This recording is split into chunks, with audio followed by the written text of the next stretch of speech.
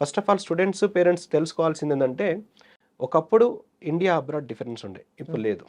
హ్మ్. ఒకప్పుడు అబ్రాడ్‌లో చదివినోళ్ళు మాత్రమే ఇండియాలో ప్రాక్టీస్, పీజీ చేయాలంటే ఎగ్జామ్ రాయాల్సి ఉండే ఎఫ్ఎంజీ. అవును. ఇప్పుడు అందరూ గూడా ఒకటే. హ్మ్. సమానమే. హ్మ్. ఇండియాలో ఫ్రీ సీట్ వచ్చినా, ఇండియాలో పెయిడ్ సీట్ కోటి, కోటిన్నర పెట్టి చదివినా, హ్మ్. ఎంబీబీఎస్ అబ్రాడ్‌లో 4A, 4B ఏదైతే national medical commission gazette release చేశారో, ఆ విధంగా క్వాలిఫైడ్ కంట్రీలో, క్వాలిఫైడ్ యూనివర్సిటీలో చదివినా గానీ, అందరూ గూడా end of the day course అంతా అయిపోయిన తర్వాత నేషనల్ ఎగ్జిట్ టెస్ట్ రాయాల్సిందే కంపల్సరీ. ఎవరైనా రాయాల్సిందే. గ్లోబలైజ్డ్ అయిపోయింది. హ్మ్. అది రాసి పాస్ అయితే ఇండియాలో పీజీ చేసుకునే అవకాశం ఉంది. కాబట్టి గ్లోబలైజ్డ్ అయిపోయింది కాబట్టి ఎంబీబీఎస్ అబ్రాడ్ అనేది బెస్ట్ డెస్టినేషన్.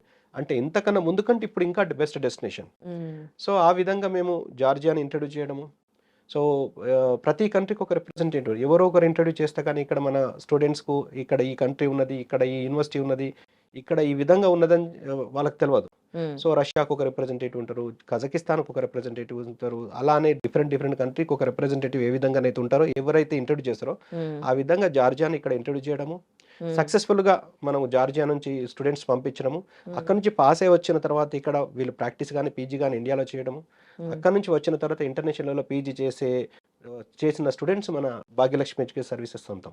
సో, హ్మ్. దాని తర్వాత మాకు వేరే కంట్రీ చూజ్ చేసుకోవాల్సిన అవసరం రాలేదు. హ్మ్. సో, ఈ ఎప్పుడైతే గెజెట్ వచ్చిందో దాని తర్వాత చాలా కంట్రీసు అంటే డ్యూరేషన్ వైస్ మ్యాచ్ కాకపోవడం వల్ల, ఇంటర్న్‌షిప్ మ్యాచ్ కాకపోవడం వల్ల, మీడియం ఆఫ్ ఇన్స్ట్రక్షన్ మ్యాచ్ కాకపోవడం వల్ల చాలా కంట్రీస్ డిస్‌క్వాలిఫై అయిపోయినాయి. హ్మ్. దాని తర్వాత కొన్ని యాడ్ అయినాయి. యాడ్ అయిన హ్మ్. కంట్రీస్‌లో మనకు జార్జియా టాప్ డెస్టినేషన్‌లో ఉంది. యాడ్ కాకన్నా ముందు కూడా టాప్ డెస్టినేషనే. అయిన తర్వాత ఇంకా టాప్ డెస్టినేషన్‌లో ఉంది. తర్వాత వియత్నాం మోస్ట్ సూటబుల్‌గా ఉంది ఈ నామ్స్ ప్రకారం. హ్మ్. అందుకని వియత్నాం ఇంట్రొడ్యూస్ చేస్తున్నాం. సో, హ్మ్. వియత్నాంని కూడా ఇంట్రొడ్యూస్ చేయడము, అక్కడ ఉన్న 2 యూనివర్సిటీస్‌ని ఆల్ ఇండియా లెవెల్‌లో ఎక్స్‌క్లూజివ్‌గా ఇక్కడ ఇంట్రొడ్యూస్ చేయడము, మన స్టూడెంట్స్‌ని అక్కడ పంపించడము.